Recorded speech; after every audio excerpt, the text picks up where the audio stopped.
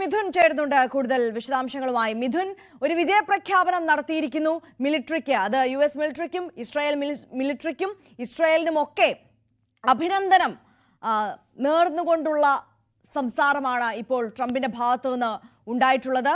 അദ്ദേഹം എന്താണോ സോഷ്യൽ ട്രൂത്തിലൂടെ സംസാരിച്ചത് ആദ്യഘട്ടത്തിൽ, അതിന്റെ ഒരു ആവർത്തനം. അതിനപ്പുറം എല്ലാവർക്കും ഒരു അഭിനന്ദനം കൂടി നൽകുന്നു ഈ ആക്രമണം നടത്തിയതുമായി ബന്ധപ്പെട്ട്.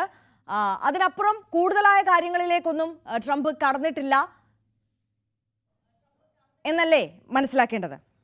തീർച്ചയായും അത് തന്നെയാണ്. കാരണം കൂടുതൽ വ്യക്തമായ ഒരു വിവരങ്ങൾ, മറ്റ് വിശദാംശങ്ങൾ, ഈ ആക്രമണവുമായി ബന്ധപ്പെട്ടുള്ള മറ്റ് വിശദാംശങ്ങളൊക്കെ അമേരിക്കൻ പ്രസിഡന്റ് നൽകുമെന്നായിരുന്നു നമ്മൾ പ്രതീക്ഷിച്ചെങ്കിൽ സോഷ്യൽ ട്രൂത്തിലൂടെ നൽകിയ മറുപടി അതിൻ്റെ സമാനമായ ഒരു ആവർത്തനം തന്നെയായി ഈ ഒരു രാജ്യത്തെ അഭിസംബോധന ചെയ്ത് സംസാരിച്ചതിലൂടെയാണ് നമുക്ക് വ്യക്തമാകുന്നത്. ഒപ്പം തന്നെ ഒരു മുന്നറിയിപ്പ് കൂടി ഇറാന് നൽകുന്നു. അതായത് ഇറാനിനി ചർച്ചകൾക്ക് തയ്യാറാകണമെന്നുള്ള മുന്നറിയിപ്പ് കൂടിയാണ് അമേരിക്ക മുന്നോട്ട് വയ്ക്കുകയും ചെയ്തത്. കാരണം ഇതൊരു തുടക്കം മാത്രമാണ് എന്നുള്ളതാണ്. ഇനിയും വലിയ രീതിയിലുള്ള ആക്രമണം ഉണ്ടാകാൻ സാധ്യതയുണ്ട്. കാരണം ഇനിയും ഈ ചർച്ചകൾക്ക് തയ്യാറാകാൻ ഇറാൻ വിസമ്മതിച്ചാൽ അതിൻ്റെ ഭവിഷ്യത്തുകൾ അതിക്രൂരമായിരിക്കും. വലിയ രീതിയിൽ ആക്രമണം ഇറാന്റെ പല ഭാഗങ്ങളിലും അമേരിക്കയുടെ ഭാഗത്തു നിന്ന് ഉണ്ടാകും എന്നുള്ളൊരു ശക്തമായ മുന്നറിയിപ്പ് കൂടി അമേരിക്ക മുന്നോട്ട് വെക്കുന്നു എന്ന് തന്നെ നമുക്ക് ഇതിലൂടെ വായിച്ചെടുക്കേണ്ടിയിരിക്കുന്നു. കാരണം ഇനിയും ആക്രമണങ്ങൾ ഉണ്ടാകാനുള്ള സാധ്യത, ഒരു പ്രിസിഷൻ സ്ട്രൈക്ക് തന്നെയാണ് ഈ ഒരു മേഖലയിൽ നിന്ന് ഈ 3 ആണവ കേന്ദ്രങ്ങളിൽ അമേരിക്ക നടത്തുകയും ചെയ്ത അത്തരത്തിൽ വ്യക്തമായ രീതിയിൽ നടത്തിയ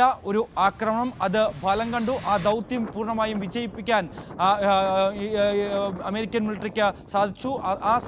ആ മിലിറ്ററിക്ക് അഭിനന്ദനം നൽകുന്നു തുടങ്ങിയ പരാമർശങ്ങൾ ഇപ്പോൾ അമേരിക്കൻ പ്രസിഡന്റ് നൽകുകയും ചെയ്യുന്നു. അങ്ങനെ ഒരു നന്ദി പ്രസംഗം എന്ന് വിശേഷിപ്പിക്കാം. ഒപ്പം തന്നെ മറ്റൊരു കാര്യം, ഇറാൻ ഒരു ശക്തമായ മുന്നറിയിപ്പ് കൂടി അമേരിക്ക മുന്നോട്ട് വെക്കുന്നു. ഇനി എന്ത് പ്രതികരണമായിരിക്കും ഇറാന്റെ ഭാഗത്തു നിന്നുണ്ടാകാൻ പോകുന്നത് എന്നുള്ളതാണ് ഏവരും ഉറ്റുനോക്കുന്നത്. കാരണം സ്വാഭാവികമായും അമേരിക്ക കൂടി ഈ ഒരു സംഘർഷത്തിൻ്റെ പരസ്യമായി നേരിട്ടിറങ്ങിയതോടുകൂടി ഇനി എന്ത് നിലപാട് ഇക്കാര്യത്തിൽ ഇറാൻ സ്വീകരിക്കും? കഴിഞ്ഞ ദിവസം പറഞ്ഞതുപോലെ തന്നെ ഇറാൻ വിദേശകാര്യമന്ത്രി വ്യക്തമാക്കിയ അതേ നിലപാട് തന്നെ തുറന്നു പോകുമോ? അതായത് തങ്ങൾ ഒരു തരത്തിലും ആക്രമണത്തിൽ നിന്ന് ഇസ്രായേൽ പിന്നോട്ട് പോയാലും അതല്ല തുറന്നു മുന്നോട്ട് പിൻവലിഞ്ഞാലും ഈ തരത്തിൽ നിലവിലെ ഈ ആണവ സമ്പുഷ്ടീകരണം സംബന്ധിച്ചുള്ള കാര്യത്തിൽ നിന്ന് തങ്ങൾ പിന്നോട്ട് വലിയില്ല, അതുമായി മുന്നോട്ട് പോകുമെന്നുള്ള രീതിയിലുള്ള ചില പരാമർശങ്ങൾ വിദേശകാര്യമന്ത്രി നടത്തുകയും ചെയ്തു. ആ നിലപാട് ഇനിയും ആവർത്തിക്കുമോ? അത്തരത്തിലൊരു നയം തന്നെ മുന്നിൽ നിർത്തി മുന്നോട്ട് പോകാൻ തന്നെയാണോ ഇറാന്റെ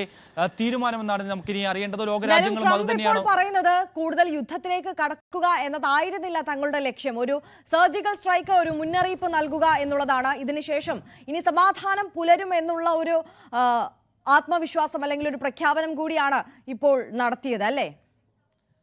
അങ്ങനൊരു സാധ്യതയാണ് അമേരിക്ക മുന്നോട്ട് വെക്കുന്നത്. കാരണം അങ്ങനെ ഒരു സാധ്യതയിലേക്ക് ഇറാൻ വരുമെന്നാണ് അമേരിക്ക കരുതുന്നത്. കാരണം ഈ ഒരു ആക്രമണം ഇറാനെ സംബന്ധിച്ച് വലിയ രീതിയിൽ ഒരു നാശനഷ്ടങ്ങൾ സംഭവിച്ചു എന്നുള്ളത് തന്നെയാണ്. കാരണം ഇറാൻ അത് സ്ഥിരീകരിക്കുന്നില്ല എങ്കിൽ പോലും തന്നെ ഈ 3 ആണവ കേന്ദ്രങ്ങൾ നേരത്തെ ഇസ്രായേൽ ആക്രമിച്ചതാണ്.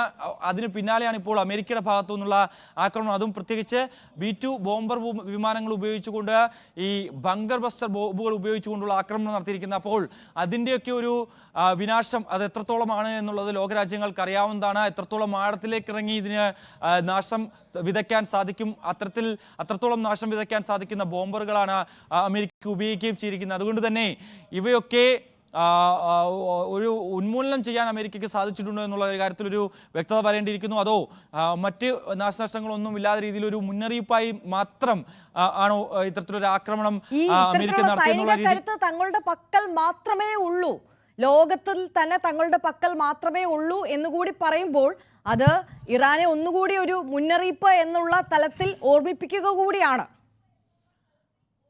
തീർച്ചയായും ഒരു മുന്നറിയിപ്പിനപ്പുറം തന്നെ ഒരു ഭീഷണി സ്വരം കൂടി നമുക്ക് ഇതിൽ ചേർത്ത് വായിക്കേണ്ടിയിരിക്കുന്നു. കാരണം ഇനിയും ഈ ഒരു ആണവ കരാറുമായി ബന്ധപ്പെട്ടുള്ള ചർച്ചകൾക്ക് ഇറാൻ തയ്യാറായില്ല എങ്കിൽ അതിന്റെ ഭവിഷ്യത്തുകൾ വലുതായിരിക്കും എന്നുള്ളൊരു ഭീഷണി